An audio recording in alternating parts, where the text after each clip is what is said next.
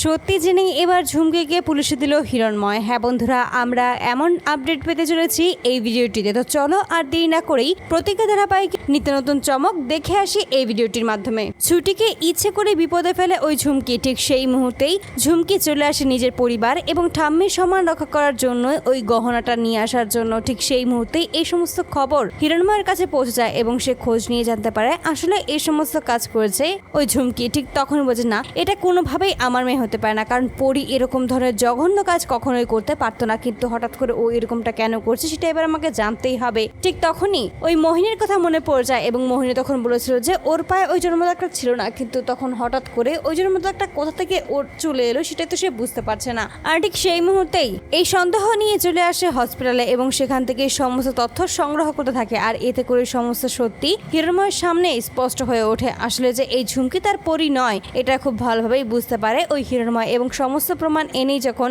ঝুমকির মুখোমুখি দাঁড়ায় ঠিক সেই মুহূর্তেই ঝুমকি বলেছে, হ্যাঁ আমি আপনার পরি নই। এতদিন ধরে পরি নাটক করতে করতে আমি খুবই হাঁপিয়ে গেছি, আমি আর এই সমস্ত নাটক করতে পারবো না। আমার যে দরকার তা আপনি আমাকে দিয়ে দিন, তা না হলে আপনার যে আসল মেয়ে পরি তাকে কিন্তু এবার আমি পৃথিবী থেকেই সরিয়ে ফেলবো, যাকে আপনি এখনো দেখতেই পাননি। আর এতে করে তখন খুবই অবাক হয়ে যায় হিরণময়, এটা কিরকম কথা বলছে এই মেয়ে। ঠিক সেই মুহূর্তে বলছে, আমাকে আপনি যা যা দেওয়ার সেই সমস্ত দিয়ে দিন, আমি সত্যি এখান থেকে চলে যাব, আমি কারোর কোনো ক্ষতি করবো না। কিন্তু কোনোভাবেই হিরণময় কোনো সম্পত্তি তার নামে লিখে দেবে না, এমনটাই স্পষ্ট করে জানিয়ে দেয়। ঠিক তখনই দেখা যায় ছুটি একটা কাজেই চলে আসে ওই হিরণময়ের কাছে। আসলে অভি আর হিরণময়ের এরকম দূরত্ব সে মেনে নিতে পারছিল না, আর তার জন্যই এরকম একটা সিদ্ধান্ত নিয়েছে। হিরণময়ের কাছে সে সমস্ত কিছু বুঝিয়ে বলবে। ঠিক সেই মুহূর্তেই দেখা যায় হিরণময় আগে থেকেই সমস্ত কিছু ওই পুলিশকে জানিয়ে দিয়ে গিয়েছিল যে এবার যেভাবেই হোক না কেন এই আসল চক্রান্তকারীকে এবার যেন পুলিশ ধরে নিয়ে যায়। ঠিক সেই মুহূর্তে ছুটি বাড়িতে এলেই তখন এই সমস্ত দেখেই খুবই অবাক হয়ে যায়। ঠিক তখন বলছে, ঝুমকি তুই সমস্ত কি করছিস? তুই নিজের বাবার ওপর এরকম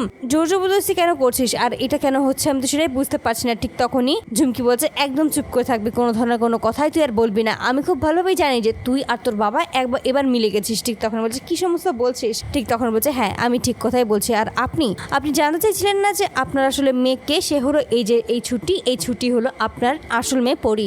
আর ঠিক তখনই পুলিশ সেখানে চলে আসে এবং পেছন থেকেই ঝুমকিকে ধরে ফেলে। এতে করে ঝুমকি তখন খুবই ক্ষিপ্ত হয়ে যায় আর বলছে, আমি তোকে ছাড়বো না। ঠিক তখনই হিরণময় বলছে, খবরদার তুমি আমার মেয়েকে একদম শাসানোর চেষ্টা করবে না, তাহলে কিন্তু আমার থেকে খারাপ কেউ হবে না। তো বন্ধুরা, তোমরা কি চাও জন্য এবার এইভাবে সমস্ত সত্যি জেনেই যেন ঝুমকিকে পুলিশের হাতে তুলে দেয় হিরণময়? অবশ্যই তোমরা তোমাদের মতামত কমেন্ট বক্সে জানতে ভুলো না। ধন্যবাদ।